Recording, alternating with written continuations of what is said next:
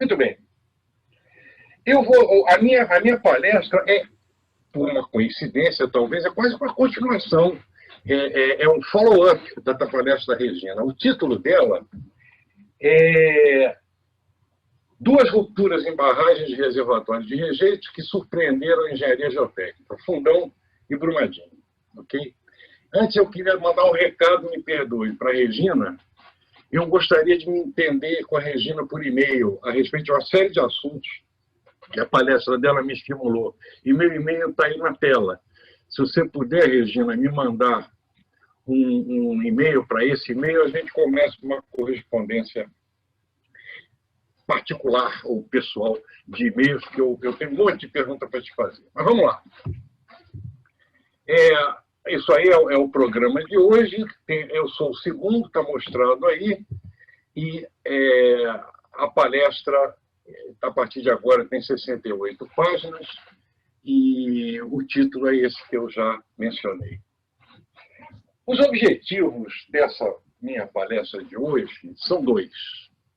Eu quero descrever rupturas ocorridas em duas barragens de contenção de reservatório de rejeitos de mineração de ferro. A barragem do Fundão, que é na mina do Germano, em Mariana, 2015, e a barragem 1 da mina do Córrego do Feijão, perto de Brumadinho, em 2019. Ambas essas barragens foram construídas por alteamento para montantes. Ambas sofreram rupturas abruptas. Em ambos os acidentes, resultaram grandes danos e mortes, falecimentos de pessoas. A segunda objetivo da palestra é comentar aspectos dessas duas rupturas, incluindo e destacando o fato de não terem sido previstas em tempo de minimizar danos e mortes. As palestras estão divididas em três partes. Eu vou começar. Eu quero fazer, eu estou partindo da hipótese que muitos dos nossos ouvintes, eles não conhecem os casos, barragem do Fundão e barragem do Brumadinho. Então, eu vou gastar quase que 2/3 do meu tempo fazendo breves descrições dos dois casos, a barragem do Fundão e a barragem do Brumadinho, partes 1 e 2. E a parte 3 são os comentários que eu pretendo fazer para levantar debates e questões. Vamos, então, à parte 1. Barragem do Fundão em Mariana. Deixa eu falar uma coisa para vocês. Eu preciso tomar cuidado aqui, porque eu fui consultor de ambas as obras, depois da ruptura, graças a Deus. E eu tenho que tomar cuidado, porque eu recebi muitas informações em caráter de sigilo, como consultor, e eu sou passível de penalidade se eu transgredir isso. Então, eu me restringi, nos dois casos que eu vou contar, aos relatórios disponíveis na internet. No caso do Fundão, é o relatório do Morgenstern, Vick, Viotti e Brian Watts, de agosto de 2016. Tá? É um relatório enorme, mas ele está disponível em fundauinvestigation.com. Na internet, esse relatório está disponível para quem quiser vê-lo. A barragem dos reservatórios do Fundão. O reservatório do Fundão, que está mostrado aqui, é essa área aqui, vocês conseguem ver o meu mouse circulando pela imagem, né? Sim, conseguimos. Ok. Então, isso aqui é o reservatório, toda essa área aqui é o reservatório do Fundão. Tá? A barragem do Fundão é esta aqui, a barragem que veio a romper. Tá? Ao lado, todos esses rejeitos aqui, eles emanam da mina do Germano. A maioria deles, tem uns poucos que não.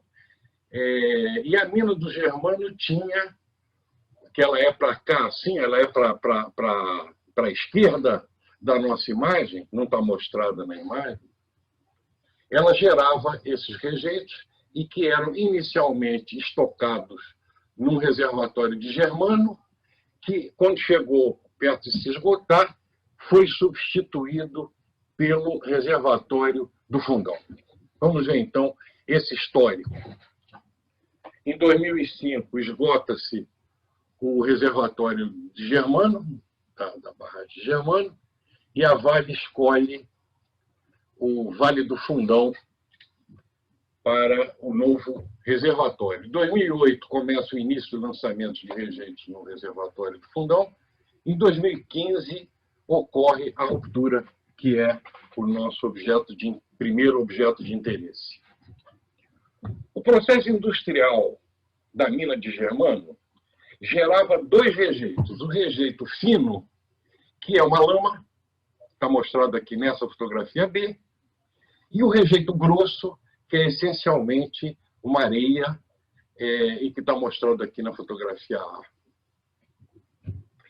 Ambos eram transportados em estado líquido para o reservatório. Esses dois produtos, eu não vou entrar nesse detalhe, eles resultam do processo industrial de separação do minério para ser exportado. Tá? O que sobra, o que não presta, o que não é utilizado para exportação, são os rejeitos. O reservatório do Fundão foi construído pelo procedimento de alteamento para montante. A Regina, na palestra dela, já deu todas essas explicações, o que é bom, porque assim eu não preciso repetir isso. Tá? O reservatório do Fundão foi procedimento de alteamento para montante, como está mostrado aqui. Tá? Você pode ver que a ideia era ter uma praia de 200 metros, um dique de partida, que foi construído da maneira clássica, e depois, por alteamentos sucessivos para montante e colocação dos rejeitos, e contando com aquela coisa que a Regina mostrou também, de segregação com a distância ao lançamento, você teria rejeito grosso na parte de montante desse reservatório e rejeito fino no final do reservatório, na parte dos fundos do reservatório, por assim dizer.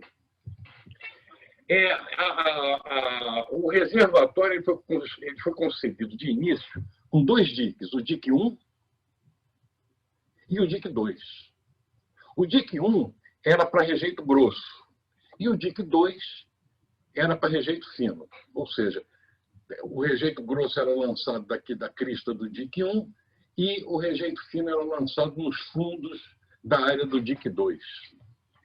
Para a drenagem das águas superficiais, o projeto original do uso do Vale do Fundão contemplou duas galerias de drenagem, a galeria principal, que é essa vermelha aqui, e a galeria secundária, que é essa preta que aqui está. Então, em termos muito simples, esse era o arranjo do reservatório do Fundão. Para completar o histórico da obra, tem aqui a curva de elevação da crista do reservatório contra a data. Tá? Vocês veem que até 2009, 2010, praticamente não houve subida, e depois tem uma subida praticamente constante, até novembro de 2015, quando acontece a ruptura. Ao longo desse processo, a subida do dique 1 afogou o dique 2, aí virou tudo um reservatório só, com o dique 2 perdido dentro da massa de rejeitos. Muito bem. Como a Regina mencionou também, corretamente, deixa eu ligar o ar aqui, está ficando pilando aqui. Como a Regina mencionou também, houve diversos incidentes geotécnicos durante o processo de ereção, de subida da barragem do Fundão. Vamos dar uma olhada nisso. Eu separei, sempre baseado no relatório do painel de revisão, que é o relatório do Morgenstern. Foram mais do que isso, mas eu fiz uma lista de 12 incidentes. Tá? E a posição desses incidentes está mostrada nessa figura aqui. Como eu imagino que depois essas apresentações vão ficar disponíveis para as pessoas, então depois estuda isso. Mas eu achei que era melhor, para esclarecer melhor o que aconteceu, mostrar alguns exemplos desses incidentes geotécnicos. Vamos lá. O primeiro, logo em 2009, tá, houve um piping na face de jusante do dique de partida. Tá? Esse piping, que eu não vou entrar nesse detalhe, gerou uma série de atitudes, porque ele indicou que a drenagem não estava boa, aí foi feito um dreno de uma certa cota. Eu não quero entrar nesse detalhe, não. É só... Estou querendo mostrar a gravidade até, ou a importância dos principais incidentes dentre os 12 que eu selecionei, e que não são todos. Vamos ver outro incidente. Em 2012, apareceu uma cratera, dá uma olhada nisso aqui. E essa cratera ficava sobre a galeria secundária. Depois se verificou que tinha tido um colapso da galeria, isso foi consertado, foi tudo feito, mas outro incidente importante. Talvez o mais importante de todos os incidentes, se é que a gente pode atribuir importância a incidentes numa barragem alteada para montante, tenham sido as trincas que apareceram,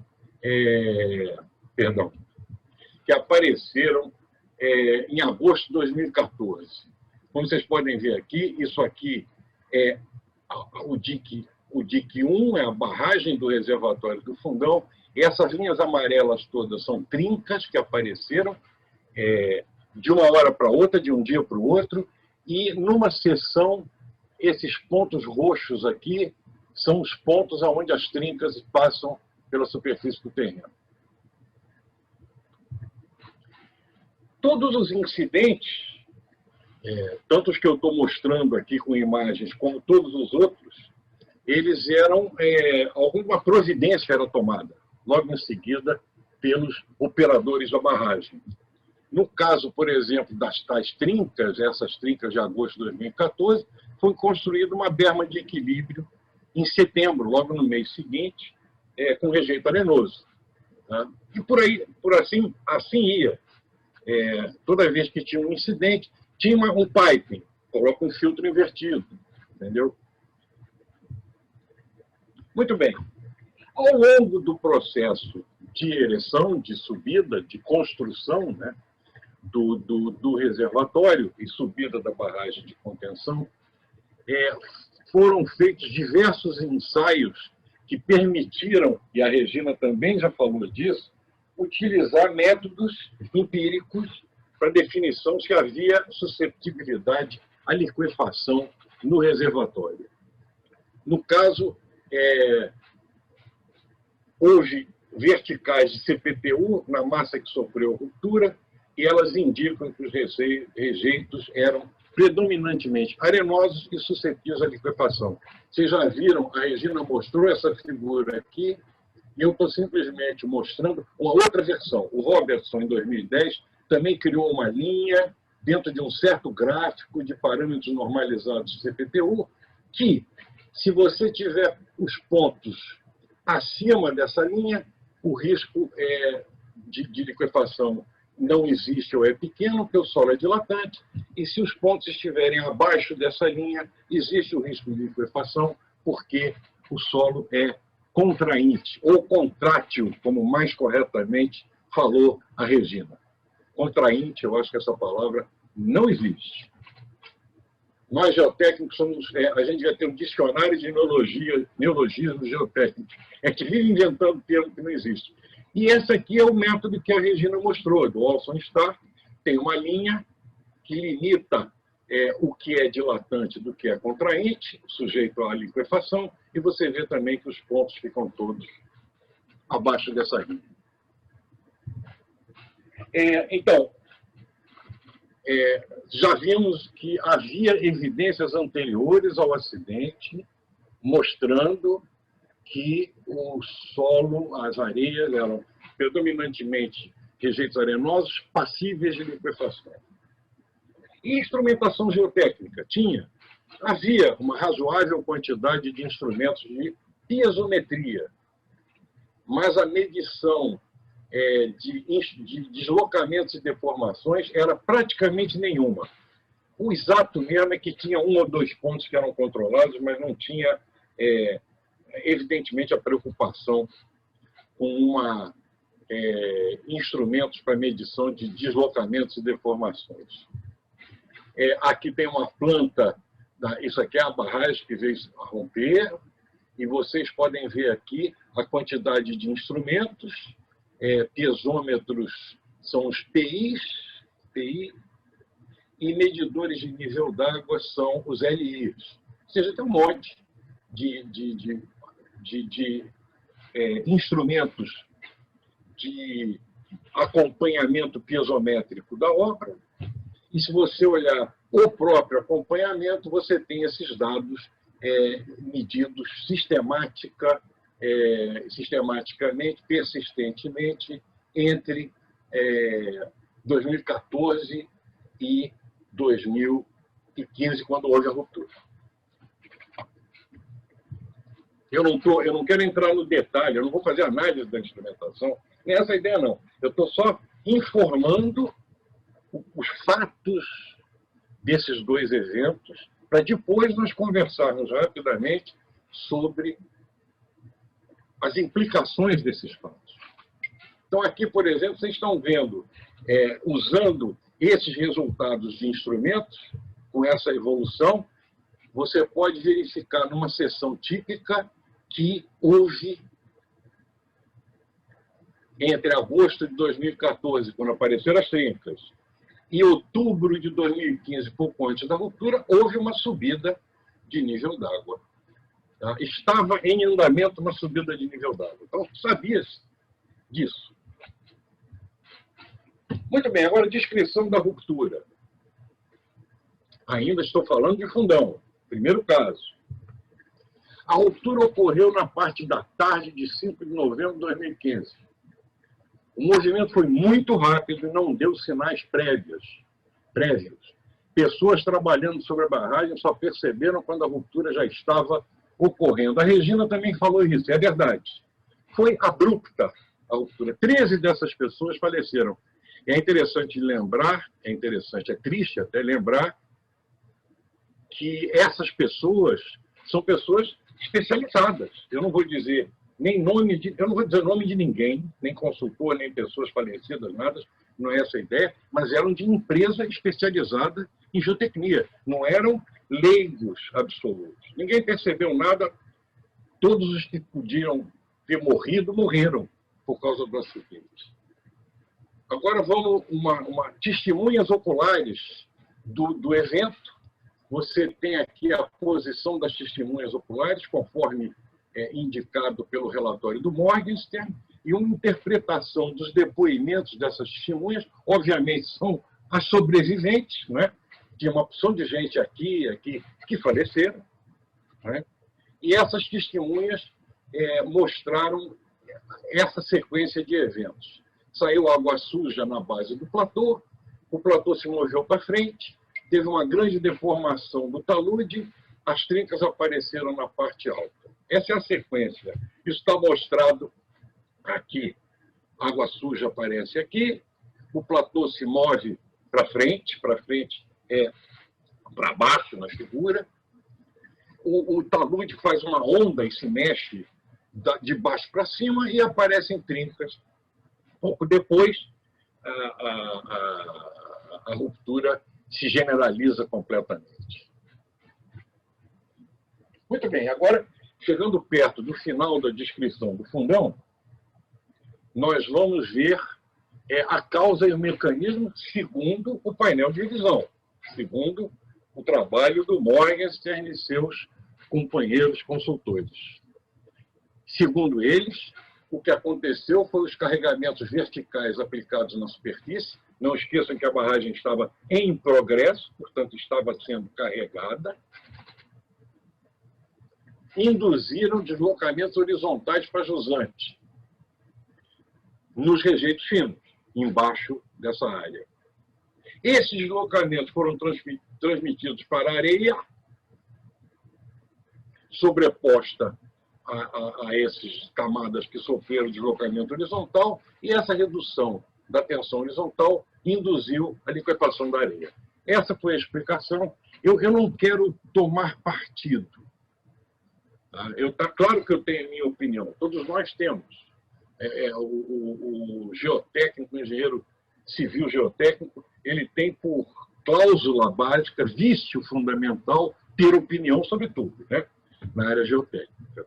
E também é normal que as opiniões dos diferentes especialistas sejam de ligeiramente a inteiramente diferentes entre si.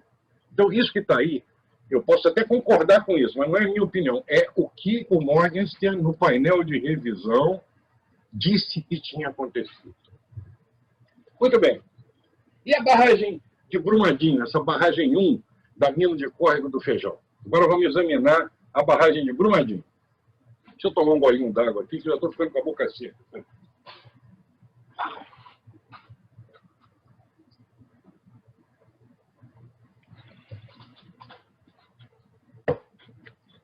Barragem de Brumadinho. O documento, de novo, aquela mesma coisa que eu não posso cometer indiscrições, não posso, sob pena de eu ser processado, falar nada que eu tenha recebido em sigilo e não tenha sido divulgado amplamente. Então, eu me baseei no relatório do Robertson, do Lucas de Mello, que é um brasileiro que está no exterior, super especializado em análises numéricas, etc., é um consultor importante. Se eu não me engano, a origem dele é o Rio Grande do Sul, mas eu não tenho certeza. O David Williams e o Ward Wilson. Esse relatório também tem enormes, são milhares de páginas, e ele está disponível no site da Vale na internet. Se você bater Vale SA, em algum momento vai oferecer para você o relatório do Robertson e seus colegas. A Vale divulgou uma tradução do relatório para português, mas essa tradução realmente é um pouco infeliz. Deve ter sido feita por um não especialista, que, por exemplo, stress, foi traduzido como estresse, que o solo está com muito estresse. Então, eu não utilizei a tradução, preferi a versão em inglês. Localização da obra. A barragem 1 fica aqui e fica a uns 4 quilômetros da cidade de Brumadinho, em Minas Gerais. Por isso que todo mundo se refere a esse acidente como o acidente de Brumadinho. Mas, na verdade, ele é o acidente da barragem 1 da mina Córrego do Feijão, que fica perto da cidade de Brumadinho, em Minas Gerais. As partes que compõem esse evento é a barragem 1, que rompeu, uma barragem ao lado da barragem 1, que sofreu, mas não rompeu com a ruptura, que é essa barragem 6 de água, uma planta de uma indústria de processamento de minério, uma área de estocagem que foi invadida violentamente pela lama da ruptura, e a cantina e as instalações da Companhia Vale do Rio Doce, que foi literalmente engolfada pela lama, e daí vieram a maioria das centenas de mortos que aconteceram nesse acidente, que é tido como o maior acidente trabalhista, com mortes de pessoas trabalhando, dentre os inúmeros acidentes em área de mineração. O de Fundão, ele é tido como o maior acidente ambiental. Ele, embora tenha matado muito menos pessoas, não interessa isso, porque se morrer uma pessoa já é um acidente gravíssimo e importantíssimo. Mas matou muito menos, matou 19 pessoas, mas ele saiu dali, onde ele estava, perto de Mariana, e foi até o Oceano Atlântico, mexer com os peixes do arquipélago de Abrolhos. Então, um acidente foi ambientalmente muito pior. Mas o acidente de Brumadinho, o acidente da barragem 1 de Córrego do Feijão, foi o que teve o número de mortes maior. Você tem as componentes desse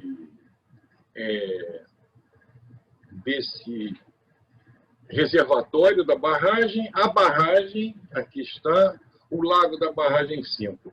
Eu recebi um recado, Andréia, 2 pessoas levantaram a mão. O que eu devo fazer? Eu paro e pergunto o que elas querem saber ou no final a gente conversa? Eu não estou escutando você, Andréia, bota teu som. André, não estou te ouvindo. Não, perdão. No final a gente conversa, Tá todos bom. os apontamentos ficam registrados e no final a gente faz o fechamento. Tá bom, combinado então. Então as pessoas que levantaram a mão podem ficar tranquilas que eu vou estar à disposição para a gente conversar. Isso, E pelo o mais chat. importante nessa minha palestra é a gente conversar depois. Que a palestra é sobre estar pasmo, estar surpreso, estar na dúvida sobre o que aconteceu. Então, aí tá, eu estou descrevendo os reservatórios, uma fotografia baseada em diversas imagens e informações relatórias do painel, mostrando a posição das 2 câmeras, a câmera 1, que olhava para o talude de jusante de frente, né? E a câmera 2, que pegava o reservatório por trás. Brumadinho é o único caso que eu conheço de barragem de rejeito que sofreu ruptura por liquefação aparentemente estática, que foi filmada. A outra filmagem que a gente tem de um caso de liquefação é Rissa, eu acho que na Noruega, e foi há décadas atrás. É raríssimo que se tenha essa filmagem. E nesse caso tem. Tá? Você tinha também a área aqui, está mostrada, a área que sofreu a ruptura. Você tem aqui as torres de decantação. Essa água aqui, ela era levada para a torre de decantação e descia para o lago da barragem 6, barragem 4, está escrito 4 aqui, mas acho que é 6. Barragem 6. Né? Esse canal, isso aqui está escrito errado, isso aqui é 6. Né? E aí também te dá uma escala do tamanho do problema. A seção da barragem do Brumadinho, da barragem 1, da mina de Córrego do Feijão, ela está mostrada aí. Ela é parecida. Você tem um dique inicial e ela vai sendo alteada para montante. Tá? E aqui tem rejeitos com alternância sistemática de camadas arenosas e argilosas, slimes e sand tailings. Tá? Uma coisa que caracteriza essas barragens alteadas para montante, e isso é uma coisa que talvez a gente deva refletir a respeito, esse é o histórico da barragem do Brumadinho. Vocês podem ver que ela teve 15 etapas, ela teve 10 alteamentos, tá? Entre 76 e 2013. A ruptura foi em 2015. Perdão, a ruptura foi em 2019. Uma coisa que chama atenção, que é o que eu estou querendo chamar a atenção, é que à medida que o tempo vai passando, o projetista e a construtora mudam. Você tem um alemão, Christoph Erbe, da barragem inicial, depois tem a Tecnosan entre 82 e 90, depois tem Riad Chamas entre 91 e 93, depois tem a Tecnosolo de 98 a 2004, depois tem a Geoconsultoria de 2008 a 2013, e as construtoras também. Isso é um ponto que nós vamos depois poder refletir. A responsabilidade pelo evento, pelo problema, pelo acidente, ela fica diluída. E, às vezes, a memória do passado detalhado, que pode ser importante para se tomar uma decisão, ela fica perdida, ela é esquecida, pode ser também isso. Eu não estou afirmando nada, eu estou só provocando, eu quero causar discussões. O histórico de Brumadinho. 76, a construção do dique de partida. 82 a 2013, alteamentos e lançamentos nos rejeitos do reservatório, contido pela barragem 1. E olha que interessante, a ruptura foi em 25 de janeiro de 2019. Só que em julho de 2016, parou o lançamento de rejeitos. Não sei se vocês lembram, o último alteamento de barragem, aquela na cara do reservatório, tinha sido em 2013. Aí continuou a colocar resíduos sólidos atrás desse alteamento, e em 2016 parou o lançamento de rejeitos. Tá?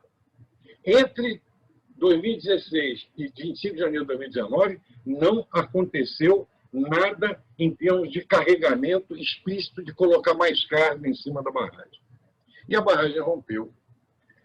E, ao contrário do Fundão, não foram registrados maiores incidentes geotécnicos ao longo da vida do reservatório.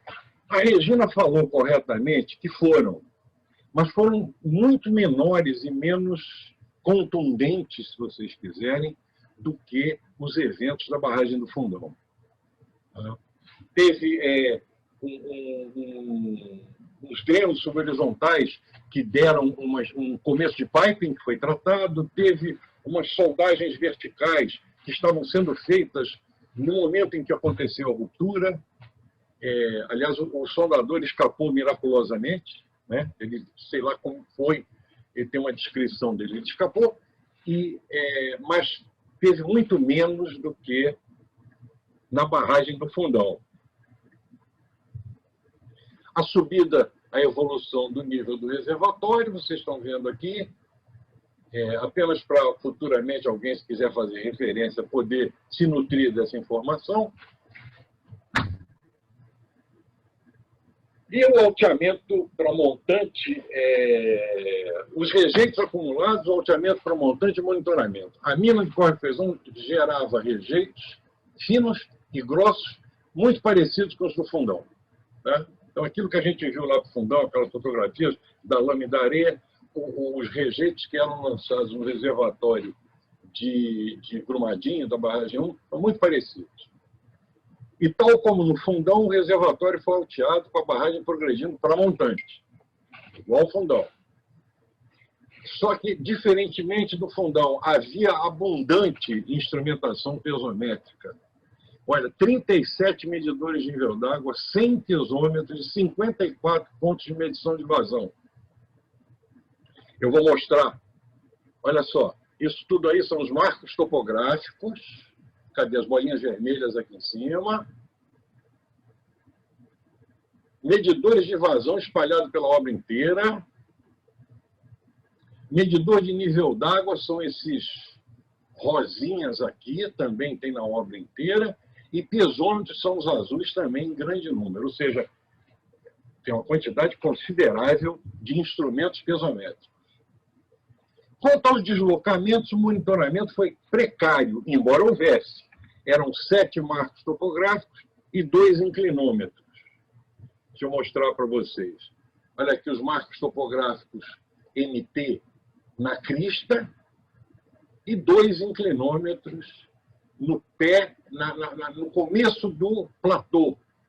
Esse recuo que foi feito durante a elevação da barragem. Eu teria comentários. Os inclinômetros foram muito pouco, eles eram poucos, mal posicionados e pouco observados. Mas tinha os resultados e tinha os resultados de deslocamentos dos marcos superficiais. Por que não quer mudar? Agora, de novo, eu estou mais ou menos repetindo o mesmo caminhamento que eu dei no Fundão para Brumadinho. E a susceptibilidade à liquefação. Havia uma quantidade considerável de ensaios, tanto da época de 2005 como de 2016, e aí estão mostrados os CPTU, vocês podem ver que tem uma quantidade considerável de ensaios CPTU feitos na massa de rejeitos do reservatório, à medida que ele subia.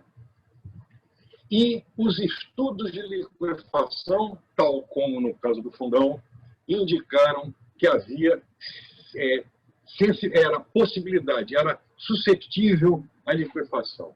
Teve um estudo na tese do Piretti, de 2010, uma tese de mestrado na Universidade Federal de Ouro Preto, né? E esse estudo mostrou, como está mostrado aqui, essa figura é tirada da tese do Piretti, mostrou uma zona com incidência de suscetibilidade à liquefação. Tem outras zonas, toda a zona amarela ela tem uma camada com que se registrou suscetibilidade. Mas nessa zona aqui tem a concentração. Um outro estudo que foi feito com o método de Robertson, tá? Feito em 2019. Esse estudo indicou também a existência de areia com esse QTN,CS menor de 70, ou seja, suscetível à liquefação pelo método de Robertson.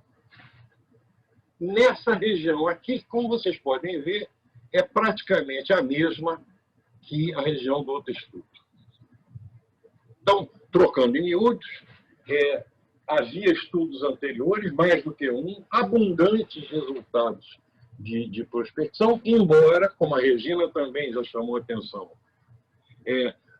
discutível, porque é empírico, baseado em resultados de ensaios que podem ser discutíveis ou não, mas, como que se sabe, podia-se afirmar com todas as letras que o solo, o rejeito da barragem de Brumadinho, da barragem 1, da mina de Córrego do Feijão, era suscetível à liquefação.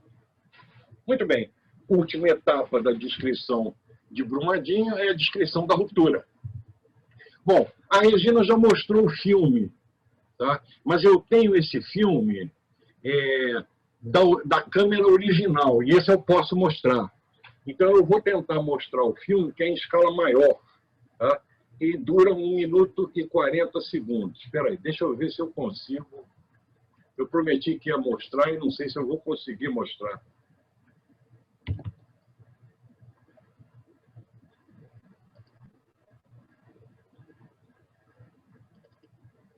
Aí está.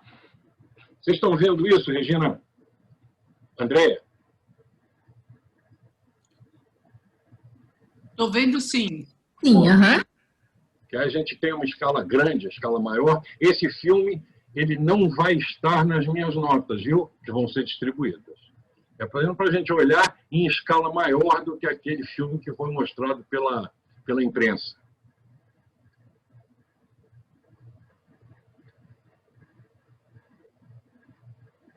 Já deu para ver que as duas coisas, que foi abrupto, foi rápido e foi muito violento. Eu vou parar com ele por aqui, se eu conseguir.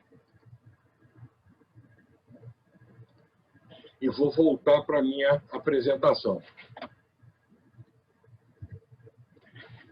Se a gente olhar esse filme, tá, eu posso dizer o seguinte, não havia nenhum movimento até as 12 horas, 28 minutos e 16 segundos. Sem movimento. Tá? Aos 10 segundos, a imagem era essa. Aos 14 segundos, essa. Já, olha aqui, ó. Sandro, só amplia a imagem para nós, por favor. Amplia a imagem, tá? Espera aí. Perfeito. Isso. Você pediu para ampliar a imagem e eu instantaneamente ampliei a imagem. Eu queria que isso ficasse registrado no meu currículo de Paleonerd. Então, está vendo? 14 segundos já tem aqui a falha, já começou claramente a ruptura. 16 segundos ela está rolando, já tem até aquela fumaça de poeira subindo. 18 segundos já danou-se geral, 26 segundos a ruptura já está em andamento completo. Em suma, em menos do que 30 segundos se passaram entre o primeiro sinal de movimento e a ruptura completa. A última etapa, então, é a causa da ruptura, segundo o relatório do painel. Esse é o painel do Robertson. O painel concluiu que a ruptura foi causada por uma combinação de deformações de carregamento e deformações lentas, creep, que estaria em andamento, com uma redução de resistência na zona não saturada causada pela infiltração de água de chuva. Teria sido uma combinação, não entender, do relatório do painel do Robertson e seus colegas consultores. Tá? E ele menciona ainda que a estabilidade era precária por duas razões. A drenagem era deficiente e o talude da barragem específica que nós estamos examinando, a barragem 1 de Brumadinho, era mais íngreme do que o usualmente utilizado para barragens desse tipo. E o alto peso dos rejeitos, tá? E a ocasional ocupação por água de grande parte da superfície do reservatório. Vamos fazer a pílula curta. Tá? A ruptura, o diagnóstico imediato, a ruptura se deveu a uma liquefação estática, ou seja, sem sismo, induzida por colapso da areia contrátil, causada, a liquefação, por deslocamentos horizontais excessivos no trecho em que o rejeito era mais suscetível à liquefação. Lembra? Isso aqui era o trecho mais suscetível à liquefação, e isso aqui é o resultado de análises sofisticadíssimas, inclusive usando o método Norcent, que a Regina mencionou, feitas pelo painel. Tá? Então, exatamente onde as maiores deslocamentos horizontais aconteceram, aonde o solo era mais suscetível à liquefação. Então, a explicação curta é essa: deformou e liquefez. Muito bem, agora vamos aos comentários e, com isso, eu vou encerrar a minha palestra. Como estava previsto para ir até 11h30, e já pisei na bola, são 11h40, mas eu vou terminar já. Também comecei mais tarde. Fica tranquilo que está ótimo. Em minha defesa. Comentários. Ambas as obras. Fundão. Agora você vai ter 3 ou 4 slides só de comentários. E termina. Ambas as obras, Fundão e Barragem 1, tiveram prospecções suficientes para informar que o risco de liquefação existia. Indiscutível isso. Projetistas e consultores geotécnicos nacionais e estrangeiros de alto nível técnico. Não vou citar nomes, tá? Mas tinha boards, tinha consultores geotécnicos da proprietária da mina, projetistas, todos eles qualificados. Tinha monitoramento geotécnico, sim, na barragem do Brumadinho, mais na barragem do Fundão menos, mas tinha monitoramento geotécnico. E tinha acompanhamento especializado. Ambas as barragens eram acompanhadas por fiscais, pelos próprios projetistas e por especialistas. Tá? Tem o ITRB, International... ITRB. É o Independent Tailing Revision Board, que é uma obrigação legal também. Tinha isso tudo. Não houve, contudo, nenhum documento ou relatório manifestando certeza de que as rupturas iriam ocorrer, e muito menos que seriam tão rápidas quanto elas foram. Que eu saiba, não houve nenhum documento dando soco na mesa.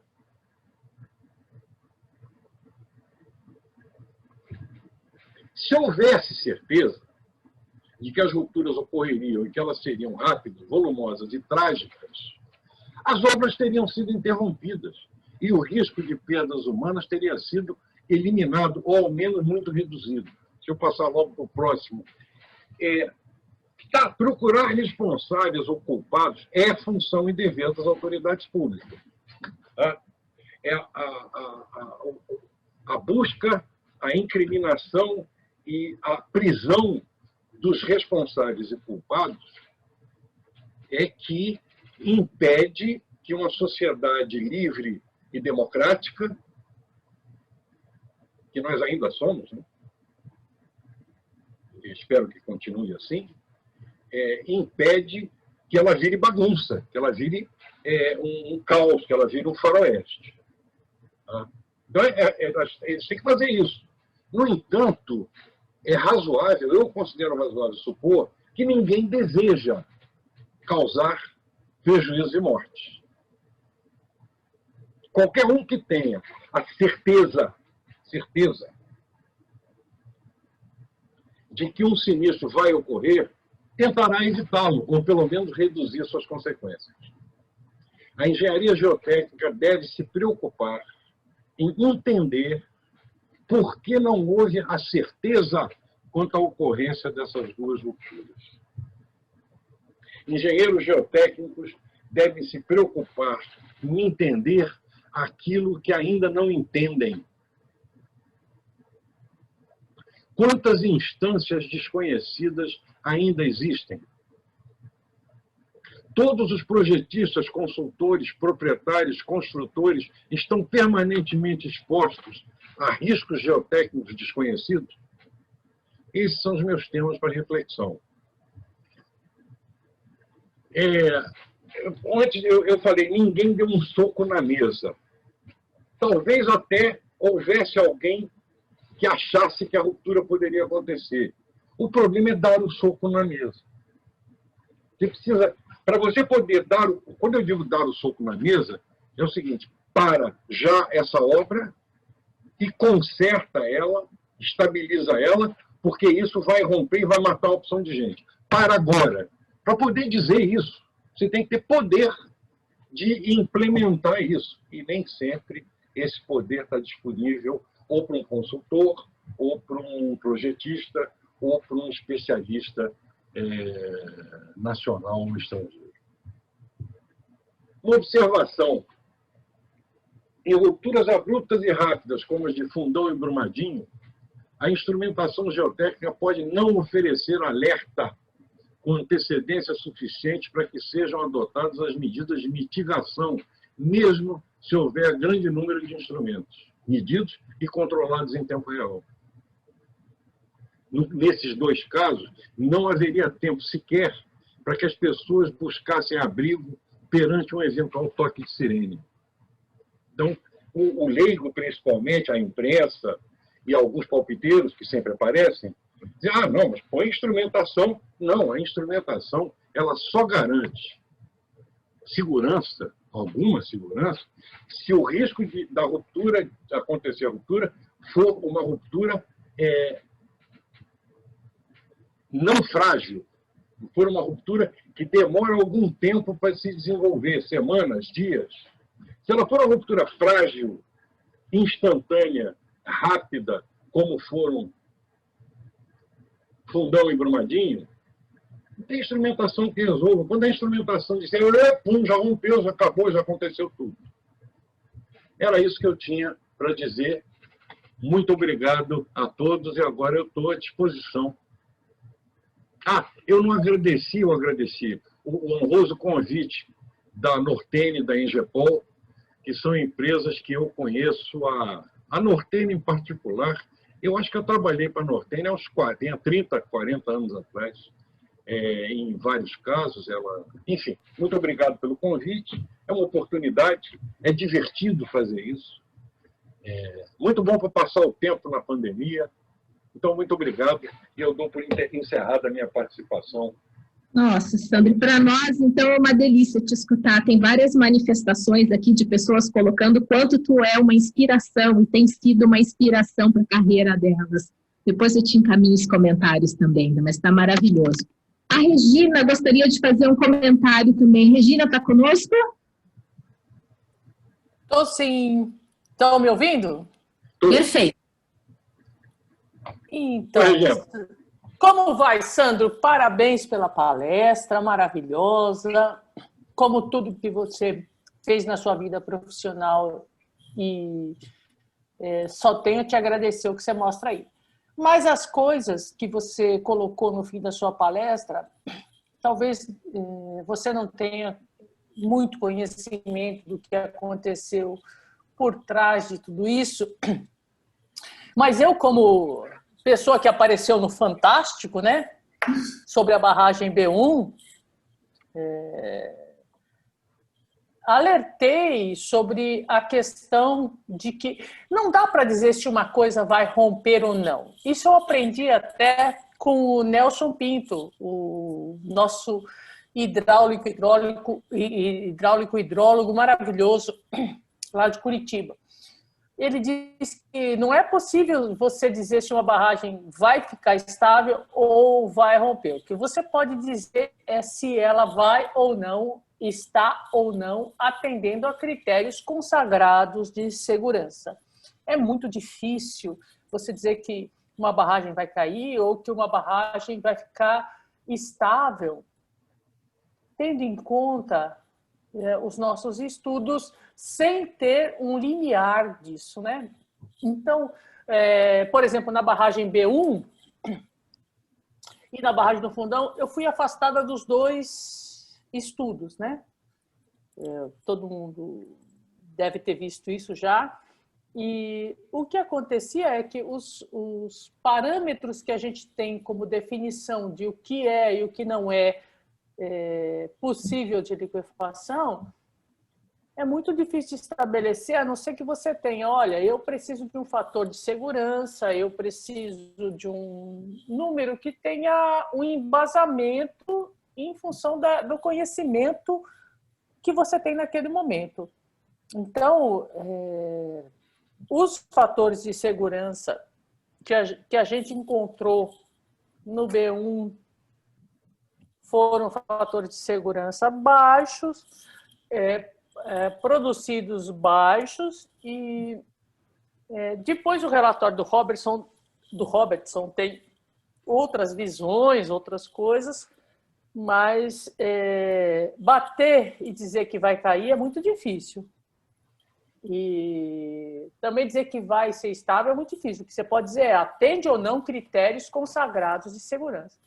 A barragem de Fundão não atendia e a barragem B1 não atendia. Se alguém deu atestado de estabilidade para essas barragens, talvez tenha falhado. E, como eu disse também na minha palestra, há o problema de que não haviam critérios específicos para essa questão de qual é o limite para SU sobre sigma V de pico, considerado nos parâmetros, ou residual. Hoje essas coisas estão se esclarecendo. Mas o que estava claro para uma e para outra barragem é que os fatores de segurança eram baixos, considerando qualquer um desses. Bom, se a gente falar do fator de segurança com relação ao liquefeito, eu acho que os dois, tanto Fundão quanto B1, passam por números abaixo de 1. E que o fator de segurança quanto ao pico também não devem ser muito excessivos. Isso também está aí na mídia, mas não é que ninguém avisou, viu? Não é bem assim. Assim, houve manifestações, o que não havia era um critério estabelecido sobre que fator de segurança usar para dizer se é ou não estável. Mas dizer que vai romper ou não vai romper não é isso. Dizer que vai romper depende de você ter certeza de alguma coisa que está acontecendo naquele momento, mas dizer que não atende a critérios consagrados de segurança, para mim, é suficiente para você se afastar e não participar mais daquilo ou ser afastado, que é o que aconteceu comigo na B1, que todo mundo viu todo mundo não, mas quem assiste Fantástico, eu também não assisto, mas eu sei que saí no Fantástico dizendo que eu não ficaria na frente da barragem B1 e não ficaria mesmo. Desculpe, estou falando demais de novo. Não, mas só enriquece aí o nosso debate, as nossas reflexões aí sobre o tema.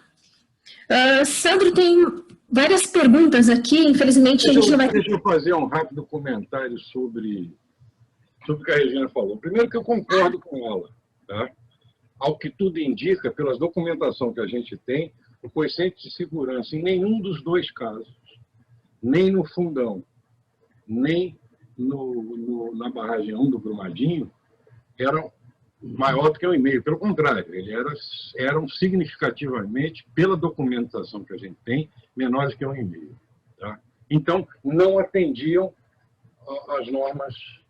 Na época do Fundão, a norma não era específica sobre esse caso, mas 1,5 sempre foi, desde que eu me formei, e isso já tem tempo, 1,5 é o coeficiente de segurança que a gente pratica e não era 1,5, ela tem razão. A outra coisa é que, quando eu falei a dificuldade em dar o soco na mesa, se você dá o soco na mesa, até que é fácil, basta ter uma mesa forte e você saber dar soco. O problema é parar significa que a mina vai deixar de ter aonde colocar seu resíduo. Se a mina parar, ela para de produzir minério. Se ela parar de produzir minério, ela não cumpre seus acordos internacionais e nacionais de fornecimento de minério. É pesadíssimo isso. Eu não estou dizendo que inocenta ninguém. Tá? O que eu acho é, se as pessoas... Olha, gente, não tem dúvida que isso vai romper, e se romper, vai pegar a cantina e vai matar 300 pessoas, tá? Ninguém diz, não, faz assim mesmo, vamos em frente e dane-se. Tá? Eu queria entender por que, por um lado, os geotécnicos não foram assertivos, peremptórios o suficiente, e, por outro lado, por que aqueles que poderiam ter dado o soco na mesa, parar aquela coisa, não tomaram essa atitude. Isso é que a gente precisa refletir. Isso, para nós, praticantes, é angustiante. E eu ainda levantei um outro ponto, que é, isso nós estamos falando de barragens alteadas a montante com rejeitos arenosos saturados. E quais são as outras coisas que a gente não sabe? Eu tenho apresentado o caso do Porto de Santana, no Amapá.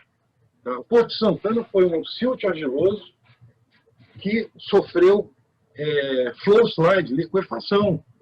Foi a primeira vez que um material argilo-siltoso, cinza escuro, um pouco orgânico, com SPT 0, sofreu esse tipo de fenômeno. A gente não sabia que isso podia acontecer. Quantas mais coisas nós, geotécnicos, não sabemos?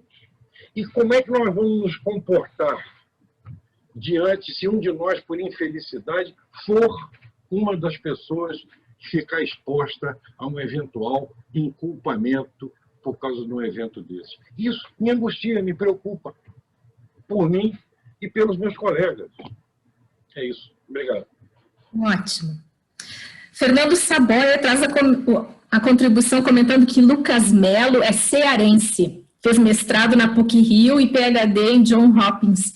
Não, falou que é gaúcho, agora ele é gaúcho. Eu sou gaúcha, eu gostei que ele fosse gaúcho também, mas não. Ele fez mestrado onde? Na PUC-Rio. Ai, meu Deus, e eu falando que tinha sido... Eu sou da PUC-Rio, que vergonha. Quanto a ser cearense... Lucas, ninguém é perfeito. Eu, por exemplo, sou carioca, que é bem pior, né? Duas perguntas aqui que eu vou reunir numa só, que fala sobre o mesmo tema. O Sérgio Costa pergunta se, depois dos casos de Brumadinho e Fundão, aumentou ou não a utilização de inclinômetros e piezômetros elétricos para medição em tempo real nas barragens. E a Marcela, engatando aí na mesma linha dos inclinômetros e dos piezômetros, a Marcela Strongeles gostaria que o professor Sandro Sondroni comentasse um pouco mais sobre como posicionar melhor os inclinômetros nas barragens em geral. Tá, olha só, eu vou frustrar os dois queridos conhecidos meus, porque eu não vou responder a pergunta, porque seria muito extenso responder. O que eu posso dizer é que a instrumentação, num caso como Brumadinho, como Fundão, na hora que a instrumentação desse claros sinais de que a ruptura estava em avanço, já era, já foi, já morreu todo mundo. Ou faltam 2 minutos para que morra todo mundo. Não há como. Tá? Então, a instrumentação, cabe o debate, vamos conversar longamente sobre isso. Qual é o melhor lugar para colocar um inclinômetro, para medir deslocamento? Deslocamento é melhor do que pesometria ou é pior do que pesometria? Cabe esse debate, tá? E eu estou à disposição, até para um evento que seja promovido para debater isso. Mas não dá para responder agora, porque a gente tem uma limitação de tempo. Tá? Mas eu agradeço a pergunta. Tem uma pergunta aqui da Vanessa da Silva Pérez. Qual é a diferença de construção do reservatório de Germano para o Fundão? O reservatório de Germano, aí eu posso cometer uma indiscrição. O reservatório de Germano ele é contido pela barragem de Germano, principalmente. Né? Em volta do reservatório de Germano tem outras barragens menores, tá? Que foram construídas à medida que o reservatório subia, para evitar que os rejeitos galgassem a topografia. Tá? Na verdade, tem 4 barragens menores circundando, mas a barragem principal, a barragem que retém, ela é a barragem chamada barragem de Germano. Retém o reservatório de Germano. A barragem de Germano, ela recebeu um reforço de areia lançada por montante, tá? Que é muito bem drenada. Então, nós temos um caso de uma barragem alteada para montante, com areia, mas muito bem drenada, que não está saturada. O nível d'água é lá embaixo do reservatório. A empresa proprietária da barragem, dentre as várias consultas que ela fez para mim, ela me perguntou se essa barragem seria segura durante o período de operação, durante mais uns 10 anos. E eu assinei embaixo. Então, eu não sou contra barragens alteadas a montante, desde que seja areia e a areia não esteja saturada, esteja drenada. Tá? Eu assinei um relatório dizendo que não, que eu achava que enquanto o nível d'água não passasse de um certo ponto, não subisse dentro da areia, que a barragem pode ser considerada como estável. Lembrando sempre que em Minas, onde nós estamos conversando, a atividade sísmica é pífia. Tá? Não é magnitude maior do que 6,5. Não tem magnitude maior do que 4. E 4 não faz nada. Tá? Ronaldo Guimarães... Opa, desculpa. Não, tá bom. Eu não quero me estender muito. Eu estou querendo ser o mais objetivo possível. Perfeito. Ronaldo Guimarães tem uma pergunta. Liquefação é um fenômeno ou um modo de falha? Ô, Ronaldo, não me complica a minha vida, rapaz. Qual é fenômeno e modo de falha? Uma falha é um fenômeno.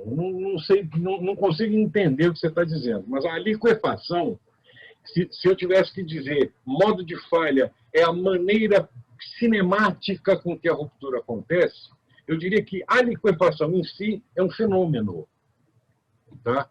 A liquefação acontece, e por isso eu fiz a pergunta para a Regina, tá? Se era possível ter liquefação se o carregamento fosse muito lento, absolutamente, totalmente drenada. Ainda assim, pode ter liquefação? A resposta para essa pergunta é sim. E tem bibliografia a respeito. Por quê? Porque o que causa a liquefação, primeiro o solo tem que estar drenado. Perdão, o solo tem que estar saturado. Tá? Mas é um colapso estrutural. Para uma determinada tensão cisalhante, o material sofre um colapso estrutural. Esse colapso é muito rápido e é sempre não drenado e pode gerar liquefação. Nessa medida, a resposta para a pergunta é: a liquefação é um fenômeno. Ela acontece por causa de certas condições objetivas físicas. Tá? Ela não é um modo de ruptura. A ruptura da liquefação, em geral, vira um flow slide, em geral.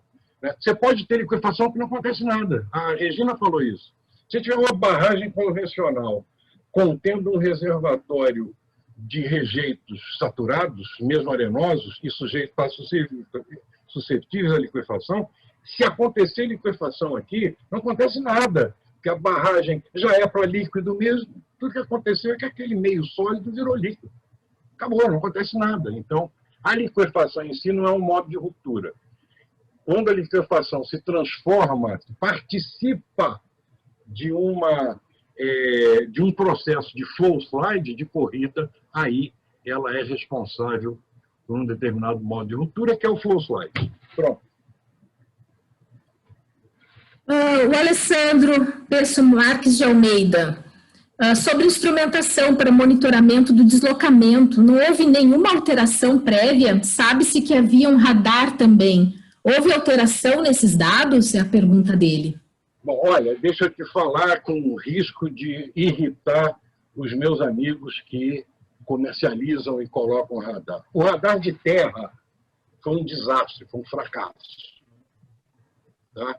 E tinha radar de terra no caso do Brumadinho. Né? Da barragem não tinha. Tá? E foi um fracasso, no meu entender. Eu estudei profundamente esses dados junto com a equipe do meu cliente. Tá? E a conclusão que nós chegamos é que o radar de terra não tinha informado nada. Tá? Era muito confusa a informação, muito qualitativa, muito dependente de interpretação da pessoa que entende de radar. Isso escapa para a consultoria nossa. A gente tem que saber exatamente o que está acontecendo e por quê. Não pode ser, alguém disse que está se mexendo, então está se mexendo, não pode ser assim, não. E no caso do radar em Brumadinho, as medições com radar, elas foram absolutamente inconclusivas. Isso é uma conclusão minha, é uma conclusão da equipe do meu cliente, que era uma equipe muito boa, tá? E é uma conclusão também do relatório do Robertson. Tá? Agora, havia, sim, dê uma olhada no relatório do Robertson e também numa CPI da Câmara dos Deputados, tá? Que teve duas interpretações de dados de satélite por interferometria. Tá? E esses dados mostraram o desenvolvimento no ano que antecedeu a ruptura de Brumadinho, mostraram deslocamentos avançando que poderiam ser utilizados para dizer, olha, está tendo creep, está tendo movimento no talude. Poderiam ter sido utilizados. Não foram, e uma coisa é você dizer, está tendo movimento no talude. Desculpa eu estar insistindo nos meus pontos de vista, mas a outra coisa é, sabendo disso, você dá um soco na mesa, manda parar tudo, para de exportar minério daquela mina, fecha a mina. Como é que é isso? Vai ser assim? É assim? Dá para fazer isso? Eu acho, gente, que a melhor postura já foi adotada pelo governo de Minas. Tá? Barragem desse tipo não pode mais, tem que consertar todas, tchau e benção. Foi isso que eu acho. Que é isso que está valendo agora. Todas as barragens nós devemos escutar. Estou interessadíssimo na palestra do Zornberg, meu querido amigo Jorge Zornberg, porque ele vai falar disso, né? Como é que chama? Tem um nome bonito para encerramento. Estabilização de barragens desse tipo. E hoje em dia não pode mais começar novas barragens alteadas para montante com areia saturada, com rejeitos grossos saturados, e todas as que existem, independente de ter ou não ter gatilho previsto ou relatório negativo ou positivo, tem que ser... não é abandonada que chama, não. Tem um outro nome mais bonito, que abandonada dá uma má impressão, né? Consertada, né? Reformulada. Descomissionada. Descaracterizada. Descaracterizada. Obrigado. Quem falou aí? Regina. Regina, grande... Ah, bom. Então, por que eu não estou surpreso? Sandra, eu fico com um aperto no coração, porque tem muitas perguntas, muitos comentários, assim, falando da grandiosidade da tua palestra, mas realmente eu tenho que encaminhar agora para o fim mesmo, para a gente dar prosseguimento e continuar aí com o Jorge, que vai ser mais um outro momento maravilhoso. Tá ótimo, eu agradeço muito, foi muito divertido, e se você tiver a oportunidade de me mandar essas perguntas e os e-mails de quem as fez, eu vou ter prazer de, com o tempo, responder uma por uma e até debater o tema. Tá? Eu gosto de debater, eu vivo de debate, eu vivo de me contrariarem e eu ter que reagir a isso. Obrigado. Muito obrigada.